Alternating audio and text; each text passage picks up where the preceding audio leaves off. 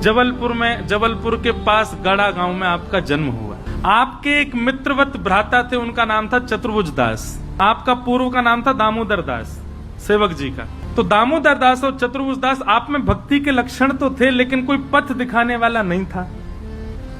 एक बार कुछ रसिकों की टोली जबलपुर आई और जबलपुर से आपके गांव की तरफ आई। संत जनों ने पूछा, हाँ भाई इस गांव में कोई भक्त है? बोले हाँ, दामोदर दास और चतुर्भुज दास, उनके यहां चले जाओ। संत जन सब वहां पहुंच गए, वहां बैठ गए, कीर्तन होने लगा, सत्संग होने लगा।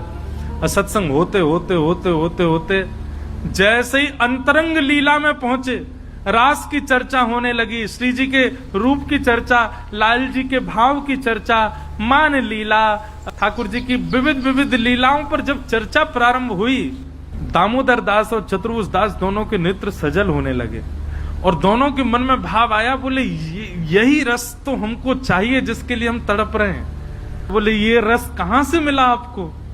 बोले अरे भैया कहा बताएं, वृंदावन में श्री राधा वल्लभ लाल जी को जिन्होंने प्रकट कियो, वृंदावन को जिन्होंने सुव्यवस्थित कियो, ऐसे श्री हितरवंश महाप्रभु, ये रस तो हमने बिंदु दई है, वो तो साक्षात खान है ऐसे रस की कि भाई बस अब तो वृंदावन जानो और श्री हितरवंश महाप्रभु से दीक्षा लेके आनी। संत जन तो वहां से प्रस्थान कर गए, पर आप दोनों के चिंतन करते करते करते करते घर के कार्य इतने पड़ गए कि 3 महीना बीत गए और दोनों वृंदावन नहीं गए।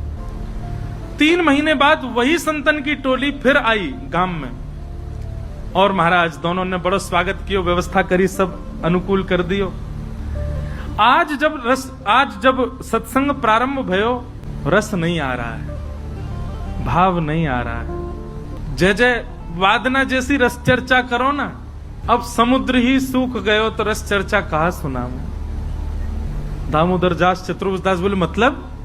बोले श्री हितरवंश महाप्रभु जी लीला में प्रवेश कर गए कि भैया राजभोग कराई, श्री राधा वल्लभ लाल जी को राजभोग धरा करके, राजभोग पधरा करके और फिर श्री लाल जी की आरती आदि करके और बस कुंज में गए और फिर महाप्रभु जी को खूब ढूंढो, नहीं मिले।